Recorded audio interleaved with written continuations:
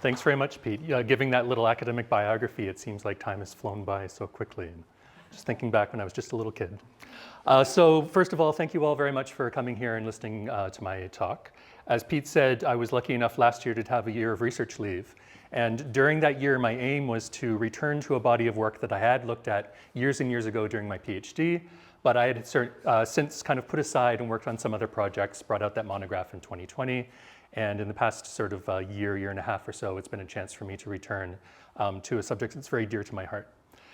During this year of research leave, I took a very close look at a huge corpus of Buddhist publications produced in China, starting at the very tail end of the 19th century, but really taking off in the early 20th century. And during this year of research leave, as one does, I traveled around, participated in a few workshops, conferences, and gave some talks at some ancient English universities. And I quickly realized that as interesting as this material is to me and is familiar with it, when I went to present it, even to China studies people, even to people who are familiar with the kind of even the modern history of China, they knew almost nothing about it. And I wanted to dive right in and start talking about data and start talking about patterns of donation and how books were funded. And they didn't even know that Buddhists were producing magazines or periodicals in the early 20th century. So that experience kind of humbled me and got me thinking about what I want my next major publication to be. And I decided that I want to write a book that anyone who at least knows something about China can pick up and read. It's not going to be an academic monograph that is only going to be read or appreciated by those in my field, those who kind of are already familiar with Buddhism or familiar with this period. I want it to be not quite a mass market book that you'd see, in a bookstore, but something that a broad audience of people interested in China can look at, starting from first principles and introducing them to this topic step by step. So in fact, this event is quite nice because you are exactly the sort of readers I have in mind for this eventual project. And I hope that I'll be able to introduce you to this in a way that makes it make sense and ties it into things that you already know about China or that you want to know more about Chinese history and civilization too. The last thing that I'll say before I dive into the content is I want to anticipate a question which we should always be asking of our own work and in the politest and kindest way possible asking of the work of others. And that question is, so what? You do all this work, you look at all this detail, you compile all of this data, you think about it, you work on it. At the end of the day, why is it important and what does it mean? In my case, what I want to look at is a period of history during which it's just the beginning of a kind of a wave of technological advancement and the use of technology to make a mass mediascape happen, to create huge numbers of media products, books, magazines, periodicals, catalogues, and other stuff that during this period in China is really just flooding out there and getting into all kinds of people's hands. Now, certainly media and the printed book was very important in China prior to this, but once they got a hold of modern print technology in about the 1910s and 1920s, the number of documents and the number of printed stuff just explodes in number. I see us today as living in a world where we are surrounded by media of various types. There's probably not a day goes by where we don't use this little window and access all kinds of digital media, oftentimes quite uncritically, right? We are now swimming in a sea of digitized media information, and we're so used to it, we forget it's there, and we forget the kinds of impact and effect that it's having on us. So in my project, my aim is to go back to a time when this mass level of media saturation and production is just beginning, and start to look at one particular group that I'm interested in, the Buddhists in China, and see how they adopted new technologies and how they helped make this new mediascape happen, this sort of mass production of printed texts, and a new focus on the importance and the impact of these texts as well. The last point I'll make about Buddhists, I think they're an interesting group to look at because many times it's very clear that they're in this not to make a profit, that they're donation-based, they're not looking to make money, and so their motivations are a little bit more ideological and sort of thought-based rather than hard-nosed, can we make a product that will sell copies? Although some groups got into that as well, as you'll soon see. I think it's quite fortuitous that our recorded history of printing and our recorded history of printed books starts with a Buddhist book.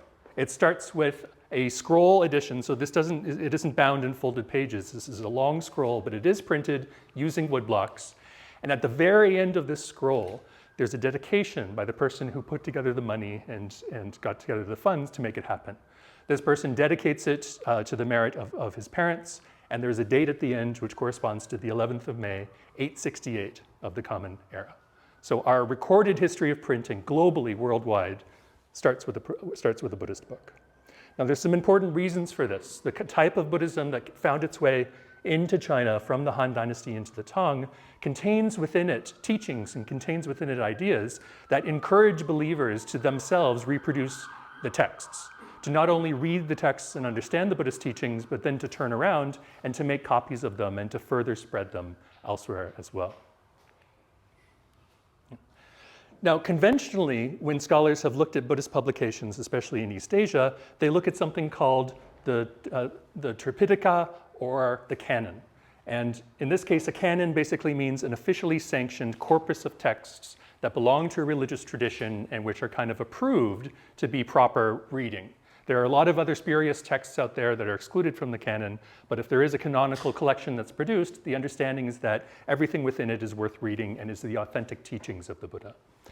In Chinese, this has had various names over the years. Sanzang, the threefold canon, meaning that it has the three major genres of Buddhist texts within it. But two other terms that are commonly used are also 𝗘𝘃𝗃𝗲，which simply means all of the scriptures that belong within this collection, or 𝗘𝘃𝗃𝗲𝘁, the kind of the great collection of scriptures. The first systematized collection of these scriptures to be printed in China came out in 983 of the Common Era. So if you think about the kind of the very beginnings of printing, this is only about just over 100 years after the first dated printed volume. We have entire sets of Buddhist texts that are being printed using woodblocks.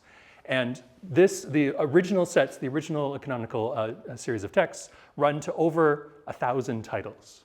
So this isn't kind of like an Old Testament, New Testament, and you're done. This is a library of works that they're producing using woodblocks and using print technology. Okay? Throughout history, most of the historical canons, most of the Buddhist canons have been printed with woodblocks. It's only when we get into the modern era that we first start seeing a few editions that are using movable type, and usually it's mechanized modern movable type. Okay. When we get into the modern era, book publishers and book producers in China are introduced to two really radical new ways of producing printed materials, which build upon and were originally inspired by woodblock printing, but allow them to do things at a vastly expanded scale compared to before. So in around the end of the 19th century into the early 20th century, we have the introduction into China of mechanized movable type, meaning big machines like this, where you prepare a page of metal type and you have a type prepared for every single Chinese character that you might need. You prepare it on a form, you ink that, and then you use that to print books. This particular picture is from a pamphlet that was produced by the China Baptist Publication Society in 1908. And indeed, Christian missionaries were some of the first people to bring in this modern technology into China because they were very interested in printing Bibles and other religious material.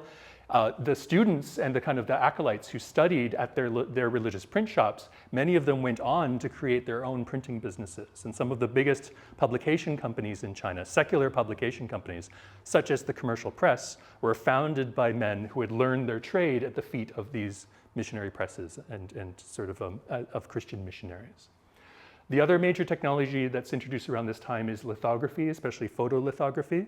So whereas both woodblock printing and movable type are a mechanical process of printing, you have a mechanical thing, you apply ink to it, and then use that to transfer to the paper, lithography is a chemical process. There's a stone surface, it's treated with different chemicals, some of which repel ink, others attract ink, and you use that to create an image or to create a kind of a model, and then use that to make reproductions. The 𝗘𝘃𝗃𝗲𝘁 publishing house, and especially their publication, the 𝗘𝘃𝗃𝗲𝘁, the 𝗘𝘃𝗃𝗃 illustrated periodical, let's say, was one of the best known and most prolific users of this technology. And one of the advantages of lithographic technology is that it very easily reproduces not only text, but also illustrations as well, because it's much more flexible than this kind of movable type. Now, for their part, Buddhists in China made use of both of these, but they made specific decisions about which to use and how to use it. Even though these were, at the time, cutting-edge modern technologies brought into China, in every case that I've seen, whether it be Buddhist publishers or secular publishers, they looked at these technologies, and it was very clear that they were making careful decisions about which to use, when to use them, and to what ends. Because all of these technologies, they don't solve every problem. They bring with them new challenges and new limitations. So the old way of printing, woodblock printing, so the type of technology that would have been used to create the Diamond Sutra of 868 and all of these works up until the 19th century didn't disappear overnight. Some organizations and publishers still used this old technology even though newer methods were already available. But for the most part, the vast majority of texts that were produced during this time were produced using one of these cutting-edge new technologies, and there were very good reasons why Buddhists grabbed onto these and made use of them in order to continue their publishing work. Liang Jiqiao, who is a very important historical figure, a journalist and kind of a revolutionary, right? One of the first to try to call for the end of the old imperial system, replacing it with something new, to the point that he actually had to flee the country and do much of his writing and journalistic work from Japan and from outside of China for fearing for his life. After the revolution had happened in early 1912 and the old imperial system fell and there was this new thing called the Republic of China, he is giving a speech to some of his comrades, and he has this little quote, and part of this speech, which I like to bring out. To be clear, at this point, he's not talking about Buddhism, he's not talking about Buddhist publications, he's talking more generally about the impact of print in modern Chinese history. And we also have to remember Liang Jiqiao himself was a journalist, so of course he's going to play up the role of journalists such as himself in this kind of big historical event. This is just a rough translation. The original Chinese is on the left, but he writes, "The heart-blood of philosophers and innovators that seeped into the pages of newspapers. How could one measure the amount? Yet it was because of this that I believe the establishment of our Republic of China, this new state, which replaced the old imperial system, was able to occur due to a revolution of ink rather than a revolution of blood." Now, to be clear, there was an armed uprising and there were small-scale battles, but the revolution that ended the imperial system was nothing like the violent revolutions that had happened elsewhere in the world, right? Toppling old monarchies, replacing them with a republic. Liang credits the work of journalists and the publications that they produced in sort of laying the groundwork, getting the people ready to accept the end of the old imperial system and its replacement with something new. And I really like his phrasing. So the original is this 黑血. So he doesn't specifically say ink, but from the context by 黑血, literally black blood, it's clear what he's referring to. He's referring to the ink in the pages of newspapers and other publications that journalists and other authors like him had been publishing and had been putting out there, trying to bring an end to the old system. From my view, and looking at what Buddhists were up to at the same time, I look at their new engagement with print and the types of things that they started to bring out, especially after the revolution in 1911, 1912, as their own type of revolution of ink. That it's not just a case of printing old stuff with new methods, but they getting involved in new technologies and new forms of printing and publishing, circulation of texts, this new mediascape, is really resulting in a revolution of how they practice and how they think. It wasn't just, here's a new way for us to get the information of the teachings into new books. Their interaction with this new technology had a reflexive effect on themselves and transformed the way that they thought about themselves and they thought about their religious ideas and their place in the world as well. Okay? So what I want to do, I want to outline and give you some examples of some of the sorts of publishers and other organizations that were involved in making books and producing printed material in the late 19th and early 20th century. I want to point out some of the more interesting aspects that I've seen across many different examples of print from that period, and hopefully this will give you just a little introduction into why I think this period, this exploding mediascape, is so important, not just for Buddhists, but for Chinese history and for human history as well. We're looking at a period where people are becoming awash in texts in sort of a similar way as today we are awash in digital information and sometimes as well misinformation, right? Okay. So there's 5 different types of institutions that were involved in creating works during this period. And in much of the past academic year, I went through their productions and their editions sort of one by one, investigating each one, creating a catalog entry for it and making sure that I knew basically what is the train out there, what did they produce before I can start researching it into more detail.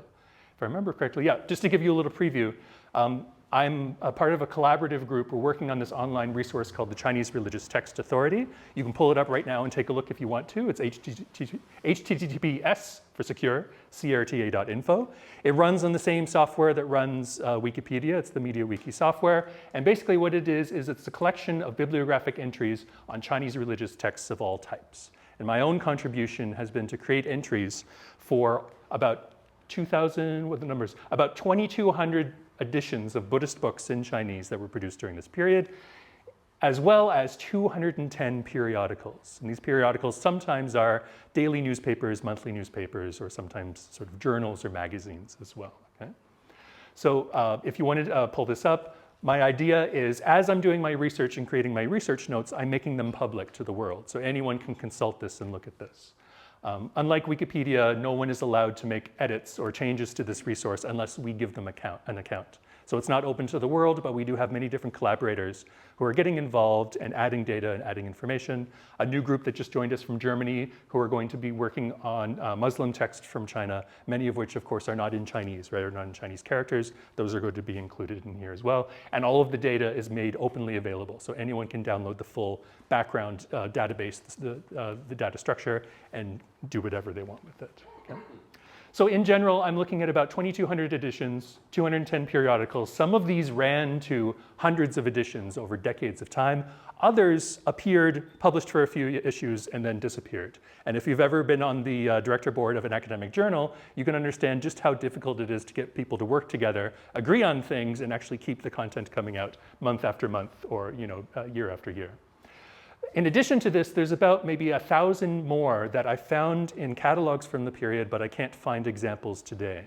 So there is still a kind of a big unknown body of work out there that I still need to investigate and add to my data. Some of these editions were printed in runs that had tens of thousands of copies in them, just huge amounts of books for the time. And we know this because in the editions we can find in the bibliographic information printed in the book. We printed this in a series of 10,000 copies. And for many publishers, for many producers of text, this was important because their work was supported by donations. And they wanted to make sure the donors knew they were getting their money's worth. I donated enough money for 10,000 copies. I want to see that you produced 10,000 copies of this. Now, looping back to the title. I mentioned at the beginning, we have a very early example of Buddhist publishing. For most of Chinese history, people look at Buddhist texts in terms of canons, right? When were the canons produced? What's in the canonical collection? What do the canonical scriptures say? In this entire period of time, from about the 1860s into the 1960s, there were only 2 editions of the Buddhist canon printed in China. And both of these were not newly compiled. They were reprints of editions that had already existed. Reset the type, that sort of thing, or reproduced an edition of the canon that had been lost for a very long time. So most of what was produced and read during this time is not being read as part of a canonical collection. It's individual scriptures, it's individual writings, it's individual books circulating out there on their own. It's not part of a canon in a library that somebody goes and consults. I think part of the reason why so much of especially Buddhist studies has been focused on the canon and focused on canonical collections is that it fits in well to our academic minds, right? If you want to know what the scriptures say, you go to the standard canon compiled by a bunch of people who knew what they were doing and you look at that. But on the ground in history, most people did not access Buddhist publications as part of a canon. They accessed them individually. This is an individual volume. It may be included in a canonical collection or it may not. They interacted with it just as a single volume. So it's this huge array, this massive array of single volumes that I want to investigate and learn more about, okay? So I'll talk just a little bit about each of these kind of genres of presses in turn and what sort of things they were up to at the time. Okay? So scriptural presses are the first. They produced thousands of titles. Most of what they were printed was editions that had already existed. They're not newly composed works. They're either collections of existing scriptures that were translated long ago, or they're reprints of things that were already in existence. They mainly used woodblock printing, so a well-understood, established pre-industrial technology for printing these works. And from the evidence that I've found, the many scriptural presses that popped up around China often collaborated so that they wouldn't both be working on the same project at the same time. They would, many times in the sort of monthly reports of these institutions, they'll include a line saying, we were going to reprint this text, but we found out they're doing it over in Changzhou, so we're not going to be doing it because why do you need 2 different editions of what is essentially the same text, right? By the 1930s, there was approximately 2,000 different titles that were in circulation, all printed using this traditional technology, woodblock printing technology, right?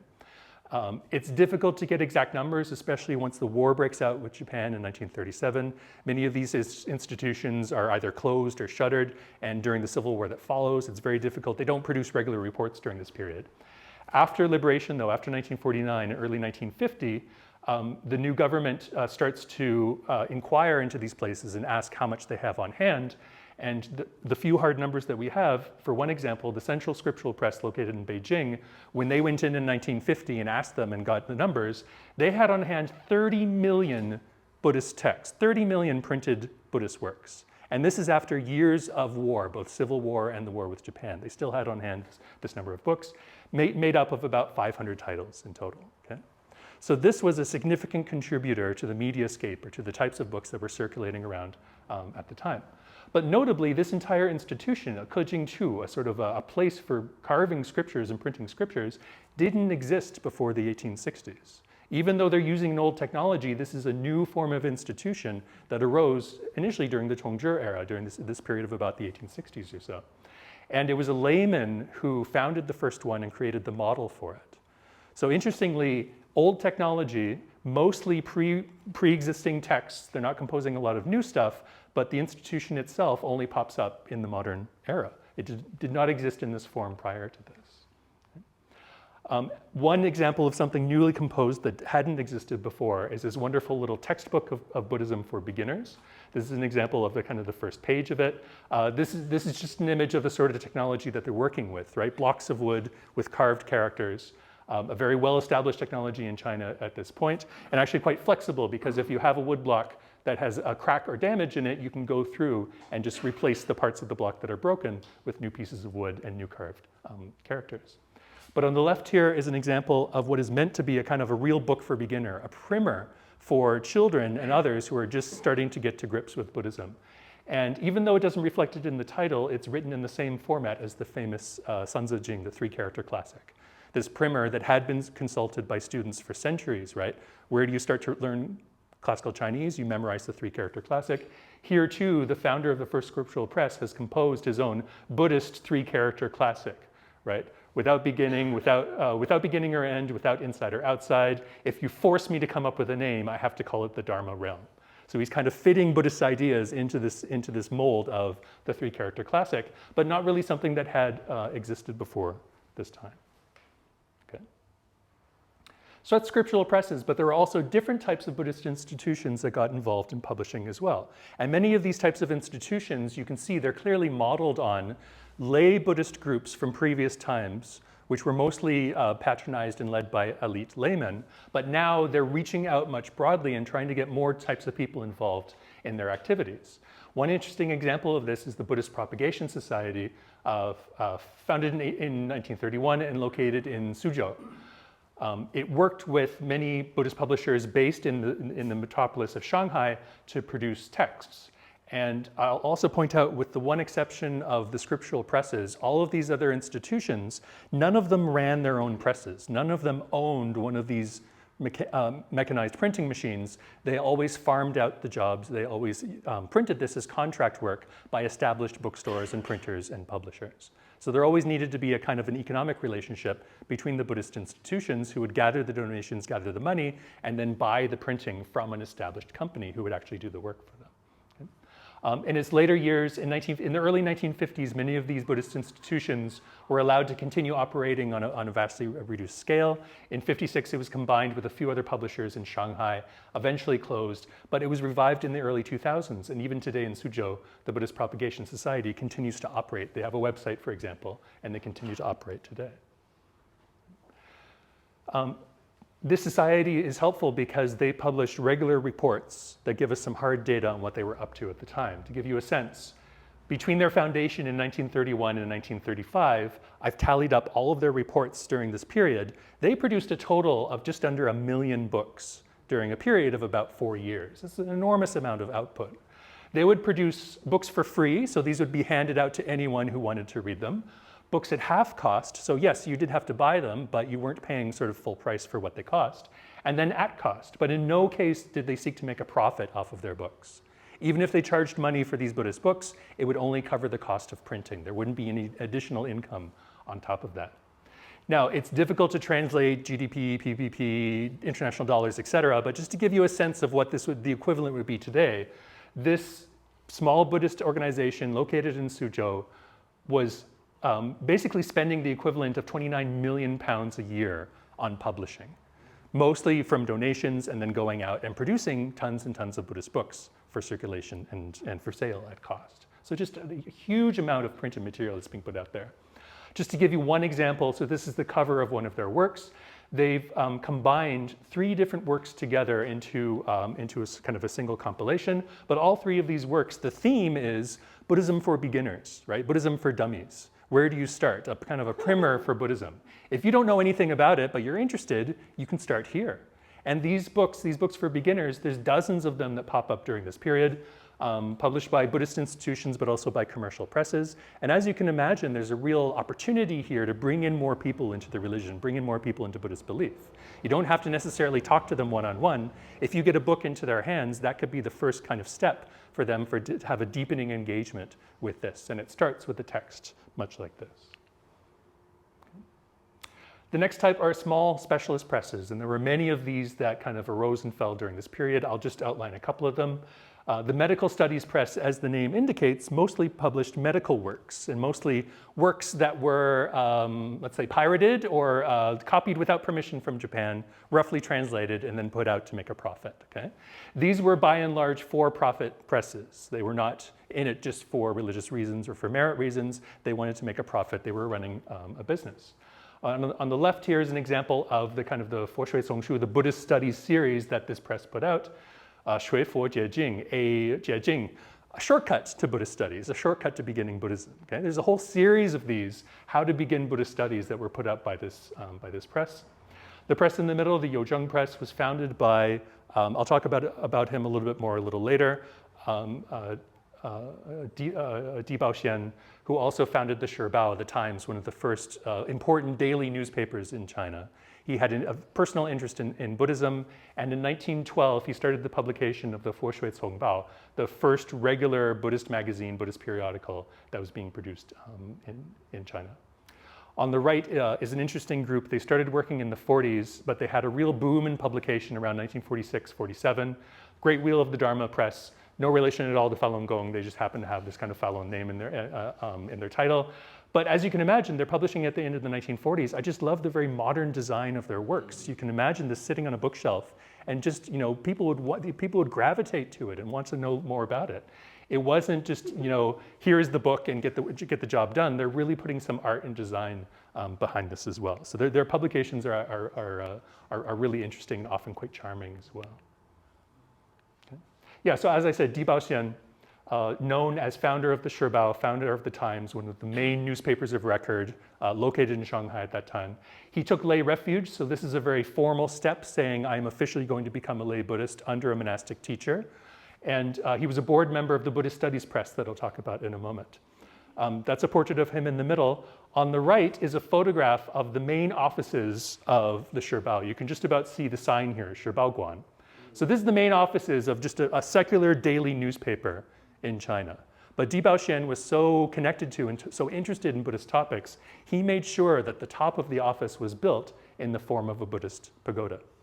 Okay? And at the top here, this is the Shilo. This is a kind of like a club for journalists and other people working for the newspapers where they can kind of talk, read in silence, or kind of socialize amongst themselves. But 𝗘𝘃𝗁 has kind of hidden a key Buddhist symbol right at the main intersection of the publishing district in Shanghai and right in the offices of one of the main newspapers of record. Okay. Commercial presses. The 3 biggest commercial presses during this period of Chinese history, the commercial press, of course, Shangwu Inchuguan, Zhonghua Books, and World Books.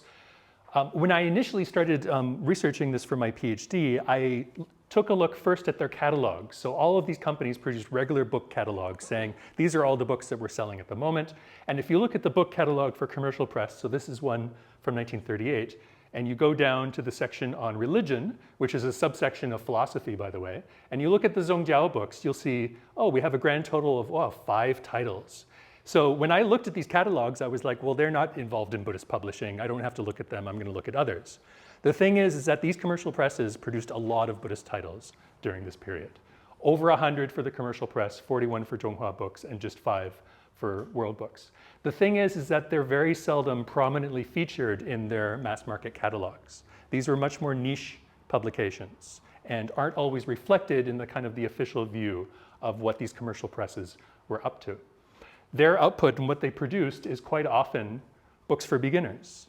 The very same types of books that are meant to have as wide an audience as possible and kind of pull people in who have an interest in Buddhism but don't quite know that much about it. This is an old book, so you have to read right to left. This is the 𝗱𝗲𝘁 ABC, the ABCs of Buddhist studies. There was an entire series put out by World Books along this. You can find the ABCs of everything under the sun. One of the major monastics from the period, 𝗘𝘃𝗲𝗁, contributed a 𝗱𝗲𝘁 ABC. So I'm quite skeptical about its current value. Like if today you wanted to get involved in Buddhism, I wouldn't say to start here. But at that time, it was a good faith effort to try to introduce to people what the essentials of Buddhism were. And on the right here, I've translated an advertisement for this book that appears in a different Buddhist periodical, right? Uses simple words to explain Buddhist studies. The end of the work addresses misconceptions about Buddhist studies to make sure you have the proper knowledge about Buddhism and not improper knowledge. Has a clear narrative, literary style is fine. It's a ladder and a program for those who research Buddhist studies. These books for beginners might seem to be quite simple, but they're actually quite powerful because in many cases, this is going to be the first impression of Buddhist studies that people have. This kind of lays the groundwork for their understanding of what is proper Buddhism and what is not. And 𝗘𝘃𝗲 especially is very careful right from the first pages of this book to tell people that Buddhism is not superstitious, it's not all about magic, it's not about chanting monks who are sequestered away in monastics, it's about human life, it's about living in society, and it's about improving one's own life through learning. Now that was his view of Buddhist studies, and if someone picks this up as kind of their first book, their first primer, that's going to become cemented in their own mind as what proper Buddhism is all about. It's not just an introduction, it's a way of reshaping people's minds, of changing the impression that people have about Buddhist studies right from the beginning of their exposure to it.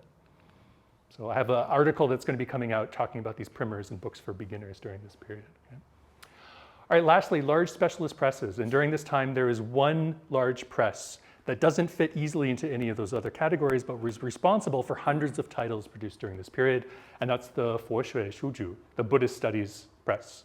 First founded in around 1929 in Shanghai, eventually having branches and local resellers pretty much throughout China proper. Interestingly, it operated not donation-based, but explicitly for profit, and they actually were listed on the Shanghai stock market, and they would issue stock that people could buy into. They didn't see this as a problem, though. Their advertisements in their periodicals try to get investment by saying, sure, you could invest in some other company, a soap-making factory or whatever, but if you invest in us, you get a twofold benefit. You get a return on your investment through dividends and through the stock price going up, and you produce merit, because we're a religious enterprise and we're doing good work, and you invest in us and you're getting good merit in return. A fantastic marketing scheme if I've ever heard one, right? By 1935, they have what is basically a nationwide network of local distributors and their own branches as well. This is the only photograph of one of their buildings I've been able to find. It happens to be their branch in Fuzhou. I still haven't found a photograph from that period of their main location, of their main headquarters in Shanghai. This organization is quite interesting because they grew up and they had this enormous network of distribution. And what that meant is that you didn't have to go to a major city in China to pick up a Buddhist book. You could order one from your village as long as you were close to a post office. And in their publications and periodicals and in their catalogs, they include detailed instructions on how to order their books by post. You get a postal remittance form, which proves that you've paid the post office this much money. You send in your request, you send in your information. You've looked at one of their catalogs, so you know what's on offer, and you can have that book delivered to you at any local post office in this, what had by then become quite an extensive network throughout China.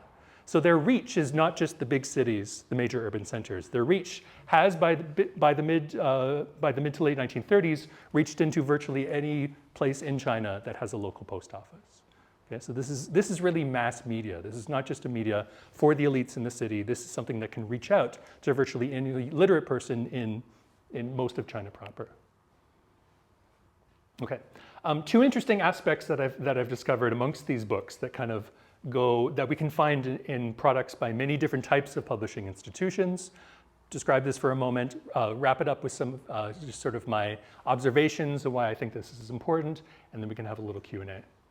First of all, we're very considerate about copyright nowadays, right? It's very difficult, especially with digital media, and it looks like now any of us who have published anything with a press, our work is now going to be fed into some kind of large language model eventually, and will come back to bite us.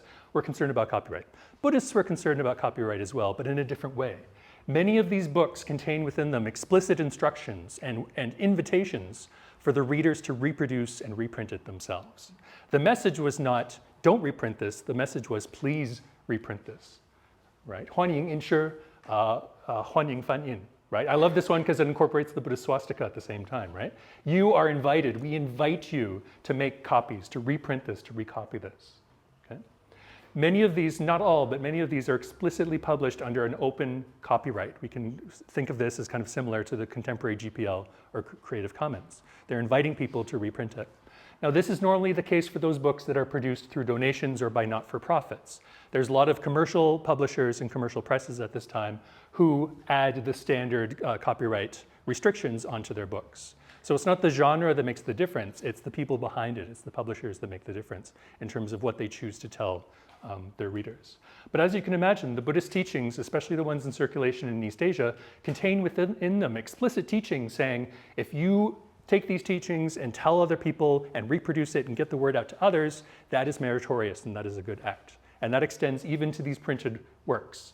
You are welcomed, you're invited to take this work and make additional copies of it, spread it out and get it out to as many people as possible. They're not trying to keep these secret, they're trying to get it out to as many readers as they can.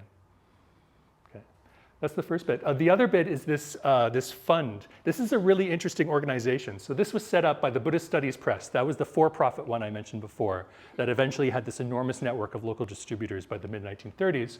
They advertised and start to solicit donations for what they call the Book Printing Merit Fund. And it was active for about 4 years or so. It was founded by many of the people who were running the press and on the board of directors. In its first 6 months, it raised 6,000 yuan, and by December 1931, it reached its goal of having a total capitalization of 10,000 yuan. Now, to give you a bit of perspective, a large company in Shanghai at the time was expected to have a capitalization of at least 10,000 yuan. That would be a kind of a large major company that would probably also be listed on the Shanghai stock market. This is a Buddhist press, right? Quite a niche topic. And they are raising through donations 10,000 yuan within the space of about a year or so. The aim for this, though, was to set up what we would nowadays call a kind of endowment. The idea being that you don't donate the money for us and then we spend it on books and then it goes and leaves and disappears. You donate money to us. We deposit it in a bank. And then we take the interest every month from that money that's deposited in the bank, and we spend the interest only on meritorious works, on printing books, distributing books out there on Buddhist topics. So just like today, you have this endowment, you have a donation of some kind. You don't touch the principal, but you use the interest year by year to indefinitely continue to do meritorious acts. This is a Buddhist group in the early 1930s that are doing precisely that. Okay, it raised a modest amount of money, but it seems like just such a very modern way of thinking about things, a very modern way of approaching the whole notion of funding something, funding a charitable act, that I was very surprised to see it among this group of Buddhists. But at the same time, it's important to remember, nearly all of these organizations were run by lay Buddhists, not by monastics. And lay Buddhists are not full-time Buddhists. They have jobs. They have a day job that gets them income. They're not like monastics where they're dedicated to religion all the time. Many of these people, many of the heads of the publishers, the people who sat on the board of directors, had day jobs in industries, right? In these kind of day-to-day industries. One of the major founders of one of the scriptural presses had a day job at a cement industry in Tianjin. So these are people who understand accounting, who understand business practices. They understand the modern nature of finance, and they can take these ideas and adapt them to Buddhist ends. Introduced innovation into here in really interesting ways, and in ways that I imagine did not always sit well with the people of the time. This is a very different donation model compared to gathering together donations for one project, that project is finished, and then it's done. Okay? So an interesting bit of innovation that you can see here as well. Overall, what I see during this period and then the massive production of publications is something I call a Buddhist Mediascape. And the different genres of what they produced all work together and all interlink. Like the web today, they all link to each other and are interconnected with each other. They don't just stand alone. They produced periodicals. So this could be sort of weekly newspapers, bi-weekly newspapers, monthly journals. In these periodicals, there are oftentimes mini catalogues of books on offer by affiliated presses or by publishers. The catalogues themselves list periodicals alongside monographs. So if you pick up a catalog looking for a book, you're going to see the periodicals as well. The catalogues themselves provide a guide to circulating monographs, what is out there, what is available, but also how to get your hands on them. Instructions on sending in a postal remittance form, having them delivered to you so you don't have to go physically to a bookstore. Monographs themselves often have mini catalogues as to the things that are out there. The periodicals have advertisements, sometimes full-page advertisements for important monographs, often with excerpts. So they'll give you a little piece of the monograph as a kind of a taste before you buy and invest in the entire thing. And then monographs themselves, as you can imagine, there was a real pressure to output things, and it can be difficult to find fresh new content. So oftentimes what they would do is collect periodical articles on a given topic, put them all together in a monograph, and then sell that as a separate volume. And they too would have advertisements for the various different types of Buddhist periodicals at the time as well. Okay? So in summary, I think not just among Buddhists, but in all of China, this period of the tail end of the 19th century, the early 20th century, was a time of rapid transformation in media. New technologies were making possible the production of printed materials on a scale that would have been unthinkable just a generation before. Wilkinson, in his A Guide to Chinese History, famously writes that during this short period of the Republic of China, there are more surviving documents than the entirety of Chinese history before that. Okay, it was a fairly short period of time, but they were producing a lot of print. They were printing a ton of stuff, thanks to new technology, thanks to kind of more developed organizations, different forms of government, but there's just a lot of print that is being produced during this time. Buddhists, for their part, were directly involved in this revolution of ink, right? This revolution of print. They adopted new technologies selectively. They didn't throw out old woodblock technologies like this, but some institutions continued to use it. This particular photograph is from the tail end of the 1940s, probably around 1947, 1948, taken in Beijing by Hedda Morrison, who was there doing an article for, of all things, the Canadian Geographic Journal on book production in old China, right? Not the new technology, but the old. And even at the end of the 1940s, there are still organizations in a big city like Beijing that are using the old ways, using woodblocks to print Buddhist scriptures, right? The standard Buddhist scriptures. So they made informed decisions about which technologies to use and when to use them. And they enthusiastically participated in the possibilities of the era. They didn't just stick with what is canonical, what is accepted. They expanded outward into so many different types of genres, so many different types of media. As I hinted before, I think this is important because when I read their media, when I read their publications, and I see the development of Buddhist ideas, I see that it is progressing at a rapid rate and things are changing very quickly. And my overall thesis, my overall hypothesis perhaps, is that in getting themselves involved in media changed the way that they thought about Buddhism, changed the possibilities of what Buddhism could be and what it should be. So it's not just a case, as I said before, of printing things with a new method and a new technology. It has an effect on the way that they thought about themselves, the way they practiced, and the way that they believed as well.